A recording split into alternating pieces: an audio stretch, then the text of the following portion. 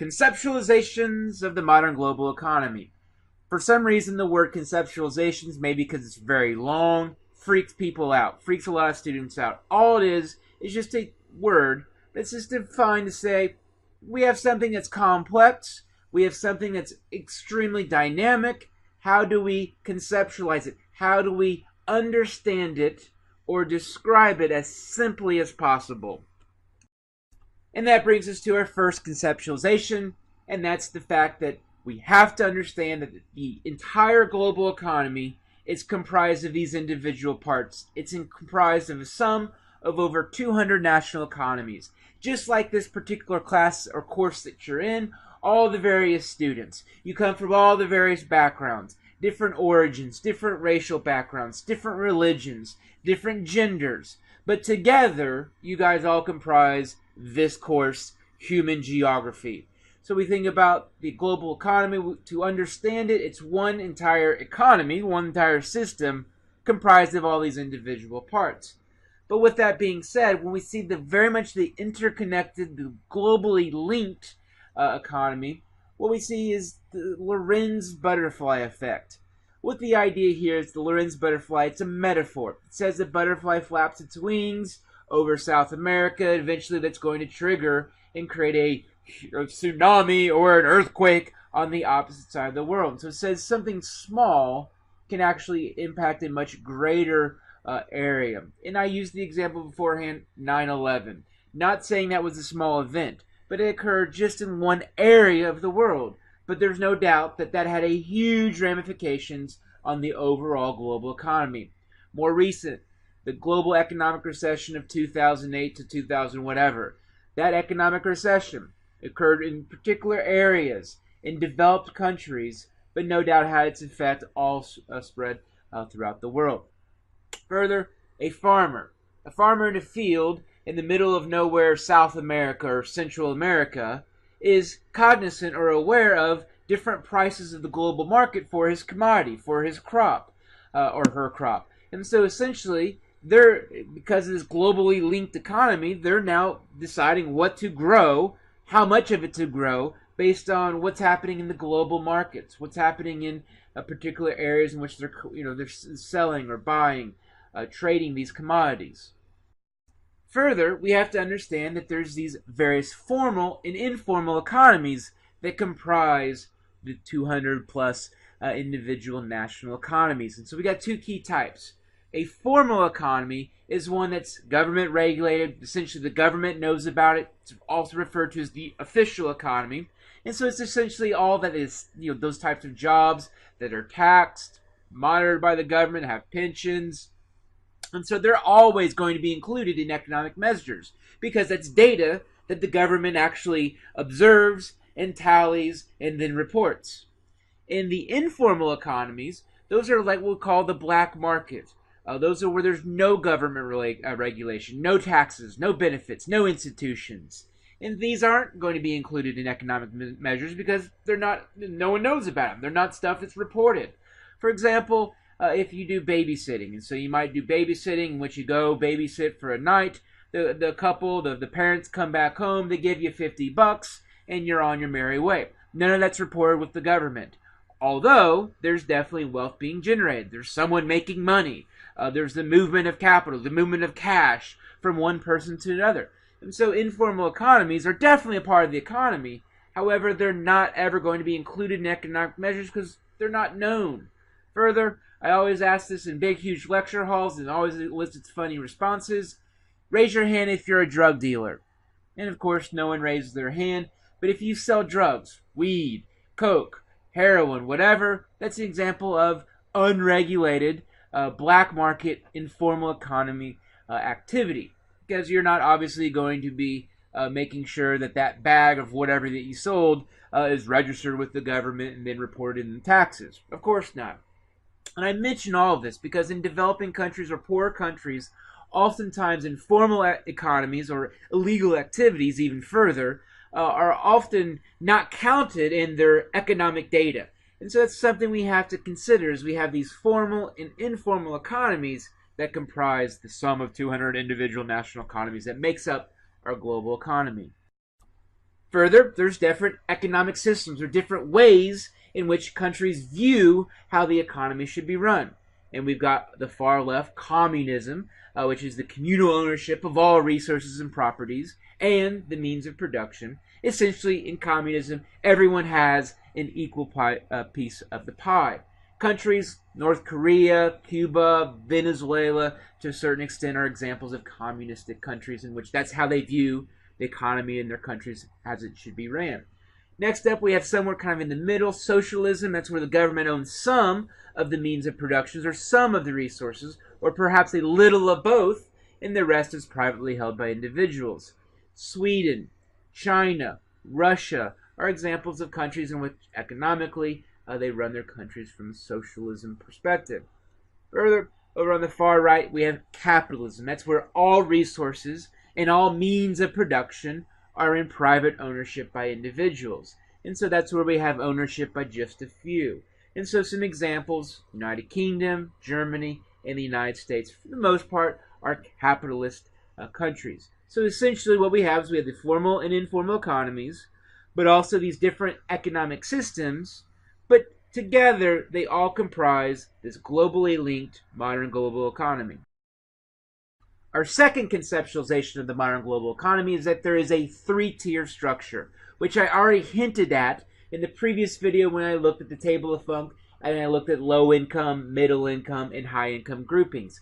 And so what we have essentially is we have a core, or a group of core countries, or super wealthy countries. We have a group of super poor countries, or peripheral countries. Then we have these countries that are in between. So this also overlaps very nicely with the demographic transition model, which we see here. So this is the demographic transition model, which also relates to economics, so we could call it the economic transition model. And so the moral of the story is stage 2 countries, demographically, continue on as far as their characteristics economically. And so we see some patterns and some trends continue to build and build over previous concepts. So further, we can go ahead and identify different groups. So we have our first group.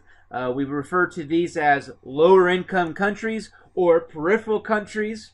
Then we have the second group, these stage 3, early stage 4 countries. We'll call them newly industrializing. We'll also refer to them as middle income countries. And finally, we've got our stage 4 countries, our advanced economies, our developed countries, in which we have characteristics there. So let's focus more in on these early peripheral or developing countries in terms of economic characteristics. And so what's going on are these are places that are going to have lower levels of education. Subsequently, because they have lower skill sets, they're going to demand lower salaries and thus have less technology. And so once again, we're going to see the digital divide play out here. And so in terms of demographic transition model stage, because there really are no countries that are stage 1, these are going to be a lot of our stage 2 and early stage 3 countries. But with that being said, these countries that are lower income, peripheral, developing, heavily agriculturally based, which is why they're pre-industrial, because industrialization or manufacturing or making stuff hasn't kicked in, they have a lot of room for growth. And so at times, these countries here, that are these stage 2, stage 3 countries, are actually the ones that are primed to have the fastest growth going forward because they essentially have nothing much. Where do we find a lot of these countries? We find them in the Caribbean, throughout much of Africa, parts of South Central Asia, South America, Oceania. All of these are places in which you see a large presence of these peripheral countries. In between the peripheral low-income countries and our core high-income countries, we have this transition area. And so these are going to be these middle-income countries. We're also going to refer to these as the semi-periphery because they're kind of in the middle, but also newly industrializing countries is how I'm going to call them more often than not. In economic circles, they're also referred to as emerging markets. So what's happening here is industrialization is occurring. They're now manufacturing and making stuff. And so subsequently, because of that, more and more people are moving to urban areas for jobs. So it relates to, once again, migration. But these are also places in which you're seeing transitions from stage 2 to stage 3 to stage 4. Where do we see this? East Asia, in particular, of course, China, Southeast Asia, for example, Indonesia, Thailand, Vietnam. They're manufacturing more stuff there. India is emerging as an industrial manufacturer here going forward in the next 10 to 20 years. Brazil, for sure. Kind of sort of Russia, but also South Africa. On the continent of Africa, there is industrialization occurring, but not much. And so if you go back to assignment 2, where your stuff comes from, you saw that manufacturing-wise, not a lot of stuff that was made in Africa. The exception maybe would be South Africa. But more and more often you're going to see, going forward, countries in Africa start to industrialize. Countries in those previous peripheral countries start to transition, and they're going to start manufacturing stuff. And all of this is kind of the quest for cheap labor, which I'll explain later on throughout this chapter. Finally, we have our core, our developed countries that have the highest levels of education, the highest salaries, the highest skill sets, highest levels of technology, are on the good side of the digital divide, and essentially are places that generate wealth. They create the global economy, and they run the global economy. So these are those stage 4 countries. We're also going to refer to them as post-industrial. We'll see this going forward in future discussions in this chapter regarding the increase of service sector jobs, or non-manufacturing and non-agricultural and mining types of jobs. And so that's what I mean by post-industrial.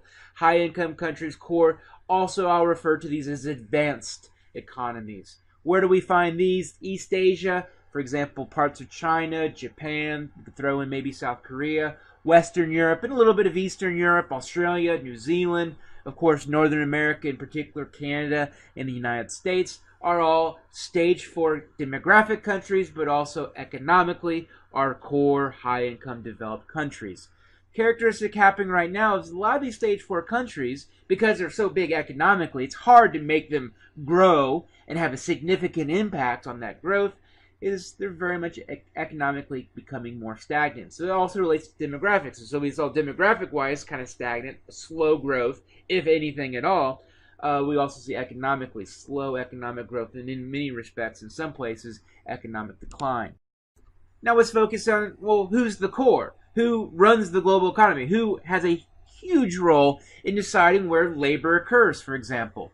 And that's the core countries, and we'll call this the global triad. I call it the global triad because there's pretty much 3 core areas that serve their surrounding peripheral areas. And these are essentially the world's mega markets. So first off, we got Northern America, and particularly United States and Canada, especially along the East Coast. And so you could say North America, but in particular, the eastern part of the United States and Canada is the core of the entire Western Hemisphere. And so that serves the semi and peripheral areas in Central America, South America, the Caribbean, so all throughout the Western Hemisphere. So you kind of see this core periphery relationship in which areas in the same region or same side of the world often are related to each other.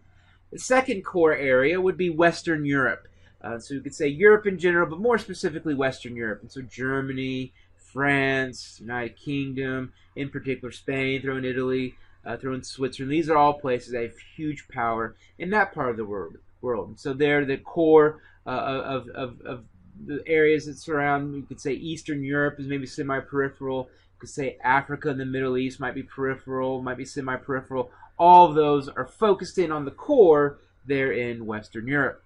Over on the right-hand side of the map, or in the eastern part of the world, you see kind of a multiple core area. So you have East Asia, in particular coastal China, throw in Japan, throw in South Korea, Taiwan, Singapore, Australia, a little bit of New Zealand. So essentially you have a few different core areas that all serve surrounding peripheral areas in Southeast Asia, South Central Asia perhaps, East Asia, Oceania.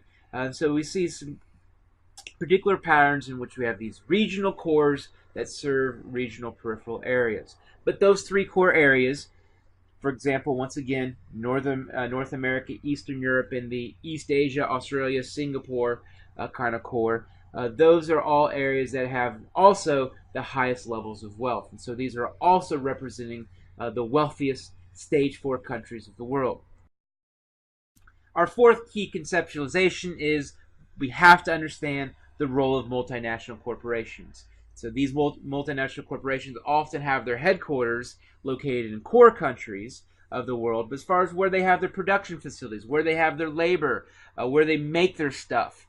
For example, Nike. Where does Nike make their shoes, make their products? It makes them in Southeast Asia overwhelmingly. And so why Vietnam? Well, that's the role of Nike choosing Vietnam. And so multinational corporations have a huge role in deciding where certain labor, certain types of jobs are found throughout the world. I've already mentioned these multinational corporations, but they're very recognized globally via their logos. And so we can see all of these are various companies that, for the most part, I think all of them have their headquarters in a core country. So one of the ones I've already mentioned. Which gets us to a key term, and that's outsourcing. So multinational corporations, what they do is they move individual steps or parts of their production process of a good or service to new areas. And so essentially what they're doing is they're just trying to minimize costs, maximize profits. That's how you run a business. And so different multinational corporations are moving the labor more often than not to developing countries and peripheral, but more likelihood, semi-peripheral countries.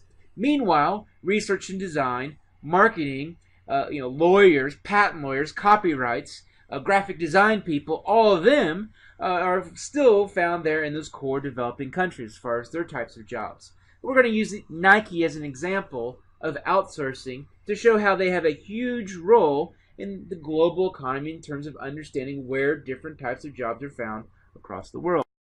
Now I'm going to ask you two questions. First, how many shoes does Nike produce or manufacture in the United States each year? The answer, 0. Second question, how much does the average Nike shoe cost? Right out of the box, brand new shoe. Somewhere on average between $150 and $200. And so your individual shoe that costs $150, how much does it cost to make? $2, $3, if that, based on material and labor costs. So where does Nike spend all that money? They spend all that money on advertising. They spend that money on new products, new designs, new fabrics, new technologies, lighter composite materials. And so testing out new things, new types of glue, new types of soles, new types of shoelaces. All of that is where much of Nike's money is spent. It's also spent on marketing. And so once again, we see Nike. They move their labor somewhere else so that they can make more money to spend on different things, on new shoes, new products, new lines, new things that people are going to want, but also in marketing efforts. And so here is Nike sponsored Michelle Wie, an up-and-coming Asian American golfer. And so what they're hoping was they're banking on the success as she would improve, as she would then become the next Tiger Woods. She was going to help spread the game of golf to Asia, in particular to women in Asia, but also with that, people are going to want to buy the Nike outfits. And so just like Tiger Woods, because of him being so successful, people wear these little red shirts, these little white Nike swooshes, because that's what Tiger wears on Sundays. Here, Michelle Wie, she wears a lot of pink products. And so here you're going to see Nike trying to sell other things besides shoes. So using outsourcing, the cost savings, to then use that money for marketing efforts to only increase the consumption of their particular brand. And that's why many would say that Nike, in a lot of respects, McDonald's and a lot of these other major retail companies are just effective marketers. They're very, very good at making you want their product, making you think that you have to have their product. And so once again, marketing is a huge thing that you don't see Vietnam them coming up with Nike's marketing strategies, but they most certainly do here in the United States, in particular out there in Beaverton, Oregon, in the headquarters of Nike. And so Nike, once again, this is just me showcasing what they do with all the cost savings and why they do their outsourcing. Here's a quick snapshot of Nike's outsourcing efforts in Asia. And so in the 1970s, they opened up factories in Taiwan and South Korea. And so if you open up your shoebox from the 1970s of Nike shoes, you would see this little label say Made in Taiwan or Made in Korea. And what was happening was in these places, essentially cheap labor was available. However, over time, economic conditions in these countries improved.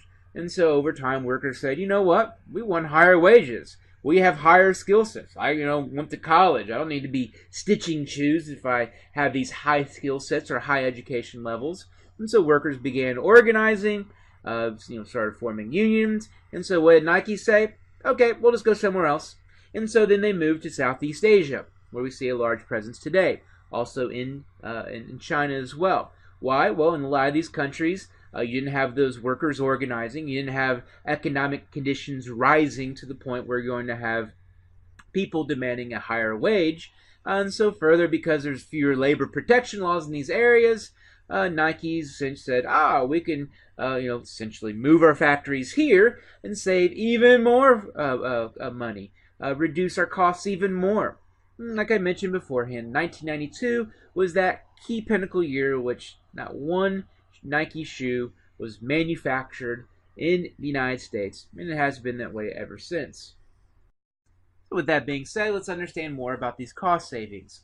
So in 2009, the average Nike employee, so this has probably increased just a tad since then, but this is the most recent data that I have, as an Indonesian Nike worker made about $2.46 a day. That's not an hour, that's a day. So once again, think back how much an average Nike shoe costs. But as far as the workers that make those shoes, how much they get paid. Vietnamese workers make $1.60 a day. Chinese workers make $1.75 a day. And so this we can understand as far as the quest to find cheaper labor. So by finding people who are willing to work for this cheap of a wage, you can then obviously save some money that can be spent somewhere else.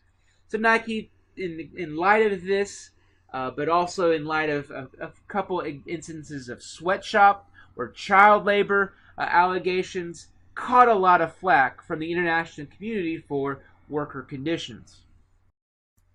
But Nike said, well, wait a minute, let's put this in perspective. And so since a lot of the criticism on sweatshop labor and child labor and having a 14-year-old Pakistani boy stitch a Nike soccer ball, which was on a major magazine cover, got a lot of bad publicity, Nike said, well, wait a minute. Let's look at the average, let's kind of put it in perspective as far as what does that money, what does the labor costs in that particular country, what does it relate to other jobs in those particular countries? And so the minimum monthly wage of a government or an employee, so just say a teacher, an average teacher in Vietnam, is $13, whereas the average Nike worker makes $54. And so essentially Nike workers make more than what police officers, teachers, other professionals, other people go to college, in Vietnam. And so it's all about what's put it in perspective. And so, yeah, to us, $1.50 a day, that sucks. Hell no, I'm not going to be paid and do that work. However, if we put it in perspective as far as what does that dollar value mean in Vietnam, inside that country, well, actually, it's not that bad.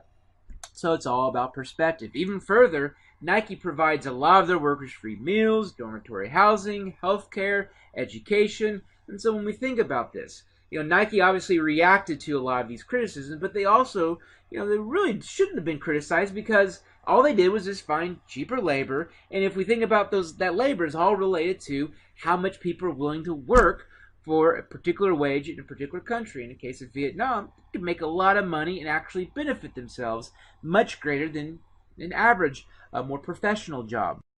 Our fifth conceptualization is the emergence and key role of the world's global cities. And so this is essentially the core of the core. And so beforehand, I identify those key countries that have higher wealth and have a lot of control. You could say even more specifically, these countries and these particular cities are where the core of the core, where decisions are made. And more often than not, this is also where we're going to see headquarters of these various multinational corporations, which obviously, as I just showed with the example of Nike, have a huge role in the overall global economy. London would be a great example of a global or world city, where we see several different multinational corporations. Their headquarters are located there, so you're going to see a lot of accountants, people in advertising, marketing, a lot of banking also clustered here. So a lot of our financial markets are located in these global world cities. Often we're going to find stock markets. So our three biggest stock markets in the world, the New York Stock Exchange, the London Exchange, but also the Nikkei Index or the Nikkei Exchange there in Tokyo, are all pretty much the biggest stock markets, but all located in world cities. Further, we're going to find a lot of legal services and so a lot of lawyers. But this is, like I said, pretty much this is where decisions in the global economy are made in terms of where labor occurs, where research and development occurs, where capital is moved to, where it's taken from, all of that. Here I have a list of the top 20 cities based on global city competitiveness. And so this is an offshoot of the publication The Economists that came up with this list of about, I think 150 different cities. But I just took a snapshot of the top 20.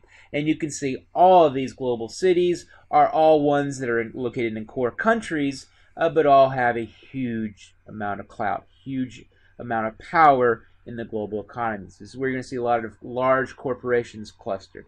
This is where you're going to see the headquarters of a lot of different industries. For example, banking or finance is definitely clustered in a variety, a smattering of these cities here. So all of this, and competitive is kind of the definition over here on the right. It's kind of a bit ambiguous, but whatever. But nonetheless, this does show those key cities that have a huge role in our global economy.